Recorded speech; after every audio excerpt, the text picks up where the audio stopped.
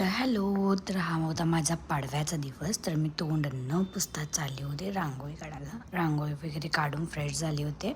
आज आम्ही चाललो होतो गाडी आणायला. तर तुम्ही बघू शकता माझा भाऊ आणि मी एक फिट चेक देत होतो. तर याने ट्रिप्सी जात होते आणि मी आणि माझ्या भावाचा फ्रेंड आम्ही दोघं डबल सीट जातो. तुम्ही बघू शकता आमची मम्मी जाताना मला बाय बाय करत होती. तर तुम्ही बघू शकता आम्ही दोघं जात होतो. मी त्याला म्हणत होतो पुढे बघ मला भीती वाटते. नंतर आम्ही गाडी बघू शकतो मी किती होती शोरूममध्ये. खूप डिलेवरी होती त्या दिवशी कारण की पाडवा होता त्याच्यामुळे. मग मी ओपनिंग केलं.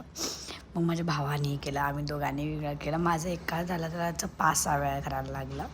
नंतर आम्ही चाललो होतो पेट्रोल भरायला कारण की नवीन गाडीवरती थोडं पेट्रोल पाहिजे. त्याच्यानंतर आम्ही चाललो होतो गणपती मंदिरला. तुम्ही बघू शकता आणि तुम्ही मला नक्की सांगा की माझं टॉप कसं वाटते तुम्हाला. तर मला वाटतं मी गेट रेडी विथ मी करू का. नंतर आम्ही आले होते मंदिरला. मंदिरमध्ये पाया पडून झाल्यानंतर आम्ही गाडीची समोर पूजा केली. तुम्ही बघू शकता हारही खूप सुंदर होता. नंतर बघू शकता तुम्ही नारळ फाटॅक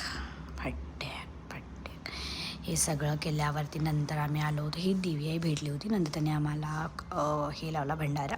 नंतर आम्ही आलो घरी. नंतर आमच्या घराकडे बैलगाडा शर्यत होती ते आम्ही बघितलं. त्याच्यानंतर थोडं फिरलो वगैरे इकडं तिकडं. आणि आम्ही माझं तोंड पाहत होते.